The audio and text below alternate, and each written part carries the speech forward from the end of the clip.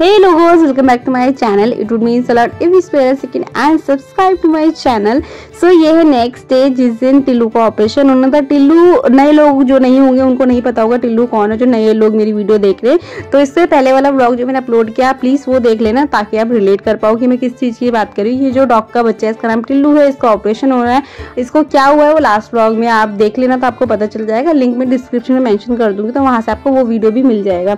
तो यहाँ पर मैं वॉइस ओवर इसलिए कर रही हूँ क्योंकि मैं वही सारी चीज़ आपको बता रही थी कि क्या क्या चीज़ें हुई है। बोलते बोलते ना मैं बहुत ऐसे रुक जा रही थी और ना मेरे को रोना आ जा रहा था, तो फिर वो कंटिन्यूटी में चीज़ें नहीं हो रही थी। तो मैंने सोचा मैं आपको यहाँ पे ऐसे एक्सप्लेन ज़्यादा अच्छे से कर पाऊंगी क्योंकि मैं उस दिन बोल ही नहीं पा रही थी। मैं बोलते बोलते ना मेरे को रोना आ जा रहा था क्योंकि मेरे को बहुत ऐसे इमोशनल ब्रेकडाउन हो रहा था कि बहुत पेनफुल प्रोसेस है और इतना छोटा सा बच्चा है, पता नहीं सर्वाइव कर पाएगा नहीं कर पाएगा, तो मैं नहीं बोल पा रही थी। तो मैं सोचा मैं वॉइस ओवर कर देती हूँ। यहाँ पर जो ये आप देख रहे हैं मैं इसकी नज़र निकाल रही हूँ क्योंकि जब भी कोई फरी बेबी बीमार होता है, मेरे घर वाले बच्चे या जो आसपास रहते हैं कोई भी बीमार होता है तो हम ऐसे ना नज़र निकाल देते हैं। जो मुझे ऐसा लगता है, मैं यकीन करती हूँ कि हाँ इससे पॉजिटिविटी आती है। और मुझे जब भी बच्चे बीमार होते हैं ना, घर वाले जो फरी बेबीज है जिनको मैं बच्चा बोलती हूँ वो बीमार होते हैं तो हम सबसे पहले नज़र निकालते हैं। अगर उसके बाद वो ठीक नहीं होते तो हम लेके जाते हैं डॉक्टर के पास। और मैं ट्रस्ट करती हूँ सब चीज़ों में, ज़्यादा नहीं बट जितना करना चाहिए उतना करती हूँ, इसलिए मैं सारी चीज़ें करती हूँ। और इसके बाद मैं निकल गई थी इसको लेके, इसके डॉक्यूमेंट वगैरह पिक किया और लेके गई थी ऑटो में क्योंकि उसने डॉक्टर ने बोला था ऑटो या कैब में आना क्योंकि स्कूटी पे ट्रेवल नहीं कर पाएगा ऑपरेशन के बाद। यहाँ पे मैं पहुँच गई थी। पहुँचने के बाद उन्होंने मुझे वेट करने के लिए बोला था। वेट करने बैठी हूँ तभी भी मेरे को ऐसा हो रहा था यार, वही मतलब वही सारी चीज़ें ना मेरे दिमाग में चल रही थी और मेरे को ना बार बार से रोना आ रहा था। डॉक्टर के वहाँ पे भी मैं खड़े खड़े ना क्लिनिक के अंदर भी ऐसा ना मेरे मतलब रोना निकल गया वहाँ पे भी। बट ठीक है, मैं अकेले गई थी वहाँ पे, मैं किसी को कुछ बोल भी नहीं सकती थी। मम्मी को पता था, दीदी को पता था, दीदी अपने ऑफिस में थी, मम्मी घर पे थी क्योंकि घर पे भी जो बच्चे उनका भी केयर करना होता है। तो मैं वहाँ अकेले गई थी, शायद इसलिए मैं ज़्यादा ऐसे डर रही थी चीज़ों को लेकर। यहाँ पे मैंने साइन किए थे, उनमें लिखा होता है ना ऑपरेशन से पहले कि बिल्स वगैरह पे करने और कोई भी मतलब हम पूरी ट्राई करेंगे कि ऑपरेशन सक्सेसफुली हो। अगर कुछ भी नेगेटिव होता है तो उसके लिए हम रिस्पॉन्सिबल नहीं है, हम अपनी तरफ से पूरा ट्राई करेंगे। यहाँ पे एनेस्थीसिया दे दिया था इसको, ब्लड टेस्ट के लिए ब्लड ले लिया था उन लोगों ने क्योंकि कुछ ब्लड टेस्ट होने थे ऑपरेशन से पहले। एंड देन यहाँ पे ना इसको थोड़ा सा ऐसे एनेस्थीसिया देते तो थोड़ा सा होता है ना बेहोश होने लग जाता है, वो उसका असर होने लग गया था। यहाँ पे मैं लेके जा रही थी ओटी में, मतलब वो क्लिनिक था जहाँ पे अभी हमने एनेस्थीसिया लगाया था इसको, अभी ओटी में लेके जा रहे थे जहाँ पे ऑपरेशन होना था इसका। वो पाँच मिनट भी लगेंगे, 2-3 मिनट का ही रास्ता है और क्लिनिक से। तो यहाँ पे आकर भी मैंने 1-1.5 घंटे वेट किया क्योंकि एनेस्थीसिया का असर जब तक प्रॉपर तरीके से नहीं होता, पूरा अनकॉन्शियस नहीं होता है डॉग, तब तक उसको ऑपरेशन के लिए नहीं ले जाते क्योंकि ऑब्वियसली एनेस्थीसिया अगर प्रॉपर तरीके से वर्क नहीं करेगा तो करेंगे ऑपरेशन तो पेनफुल प्रोसेस रहेगा और ज़्यादा होता तो पेनफुल ही है बट बहुत ज़्यादा हो जाता है। तो डॉक्टर ने बोला आपको वेट करना पड़ेगा जब तक पूरा असर नहीं होता है इसका। तो यहाँ पे ना प्रॉपर तरीके से मतलब बिल्कुल ही अजीब से ही हो रहा था, इसके हाथ पैर कुछ भी ऐसे ना कहीं पे भी लटका दे रहा था हाथ पैर। तो मैं ना बहुत ज़्यादा से मैं वहाँ पे इतना ज़्यादा कंट्रोल कर रही थी ना, बट मेरे को इतना ज़्यादा ना एकदम से रोना आ गया जैसे इसने ना ऐसे गर्दन नीचे की तरफ और अपनी टंग बाहर निकाली ना, मैं इतना ज़्यादा रोने लग गई ना वहाँ पे बैठ के कि मैं एक्सप्लेन नहीं कर सकती। मुझे समझ ही नहीं आ रहा था कि मैं इतना ज़्यादा क्यों ऐसे कर रही हूँ क्योंकि हमने पहले भी तो बच्चों का ट्रीटमेंट कराया है, ऐसा नहीं है कि हमने ट्रीटमेंट नहीं कराया ना, बट ये वाला ना बहुत क्रिटिकल टाइप का जो केस होता है ना उस टाइप का केस था। ऐसा मैंने कभी ऑपरेशन वाला कुछ नहीं कराया है। हाँ ट्रीटमेंट कराया है बच्चों को, बहुत सारे बच्चों को शेल्टर में भी हमने सेंड किया है, बट इस तरीके का मैंने कभी फेस नहीं की चीज़ें, तो मुझे ना ऐसे इमोशनल ब्रेकडाउन हो रहा था।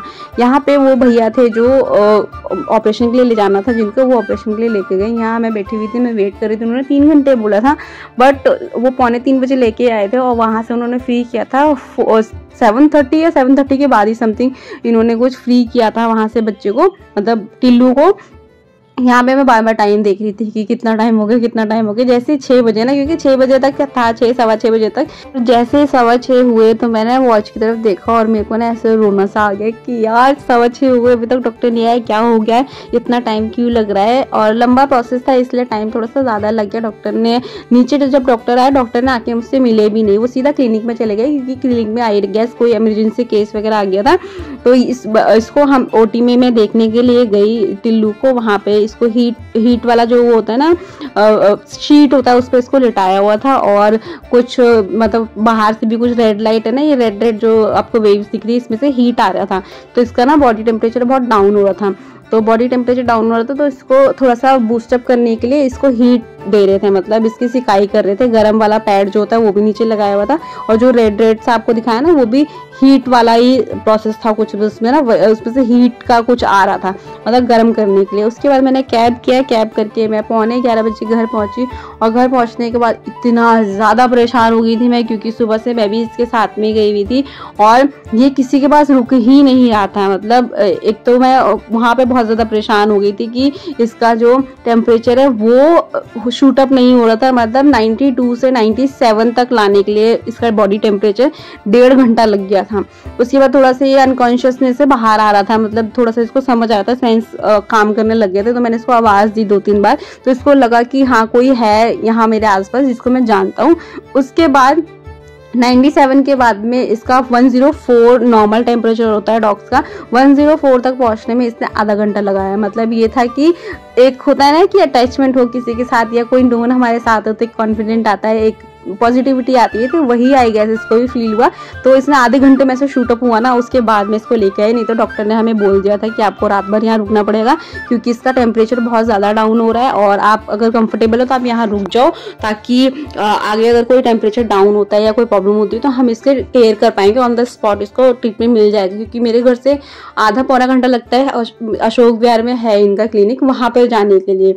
और तो डॉक्टर ने बोला आप अगर कंफर्टेबल हो तो आप रुक जाइए। फिर मैंने घर में भी बोल दिया था कि मैं रुक जाऊंगी मम्मी, मैं नहीं आऊंगी, क्योंकि डॉक्टर बोल रहे हैं ऐसा ऐसा करके, जो भी सिनेरियो था मम्मी को बताया। मम्मी बोला ठीक है आप वहीं रुक जाओ, कोई दिक्कत नहीं है, हम भी आ जाएंगे। मम्मी या दीदी में से बोल रहे थे कोई आ जाएंगे, क्योंकि अकेला नहीं, वहाँ पे मैं भी अकेले, मम्मी को पता था मैं बहुत ज़्यादा इमोशनल हो रही हूँ, तो मम्मी ने बोला कि कोई बात नहीं तू वहीं रहे, मैं आ जाऊंगी, या दीदी को भेज देती हूँ मैं। फिर आधे घंटे बाद ही ना इसका एकदम से शूटअप होने लग गया, टेम्परेचर नॉर्मल हुआ। देन डॉक्टर ने बोला अभी ये बिल्कुल ठीक है, अभी आप घर पे लेके जाओ, इसको हीटिंग पैड में रखना, और अपना जो हीटर होगा ना रूम जहाँ भी इसको बिठाओगे वो उसको गर्म रखना, ताकि इसका टेम्परेचर नॉर्मल रहे। और उसके बाद टेम्परेचर के साथ में हर 1 घंटे में इसका टेम्परेचर मेजर करना था। तो यहाँ पे ये बिल्कुल भी नहीं लेट रहा था, मतलब इसको इतना ज़्यादा पेन था। हमने इसको 9 बजे करीब 9 साढ़े 9 बजे करीब पेन किलर का इंजेक्शन दिया था डॉक्टर ने। घर आके मैंने 12 बजे इसको पेन किलर खिलाया। देन सुबह हमने इसको 5:30 पौने 6 बजे करीब पेन किलर खिलाया, तब जाके इसको थोड़ा सा रिलीफ हुआ, और 1 घंटे सोया। मतलब पूरी रात मैं मम्मी दीदी पूरी रात इसका ऐसे केयर कर रहे थे, गोद में बैठ के ही इसको थोड़ा सा रिलीफ मिल रहा था, और बिल्कुल भी नहीं सो रहा था। मैं डांट रही थी या प्यार कर रही थी, कुछ भी कर रही थी, बट इसको पेन बहुत ज़्यादा हो रहा था। मैं सिर्फ 2 मिनट के लिए गई थी वॉशरूम के लिए, इसने देखिए क्या हाल कर लिया।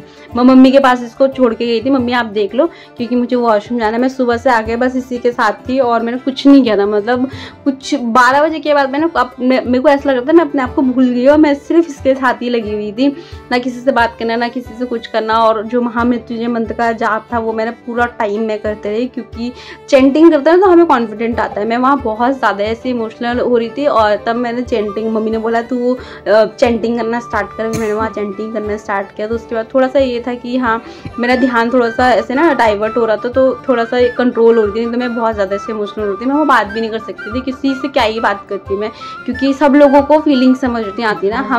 मैं फील करती हूँ उनके लिए, मेरी फैमिली को पता है, मेरे फ्रेंड्स को, कुछ फ्रेंड्स को पता है कि हाँ मैं फील करती हूँ, बट वो भी एक हद तक के अंडरस्टैंड करते हैं। बट जो मैं फील करती है, मेरा जो कनेक्शन है इनके साथ, वो आई गेस मैं किसी को एक्सप्लेन नहीं कर सकती। और किसी को एक्सप्लेन करो तो मुझे नहीं लगता कि कोई अंडरस्टैंड करेगा, कुछ एक लोगों को छोड़कर।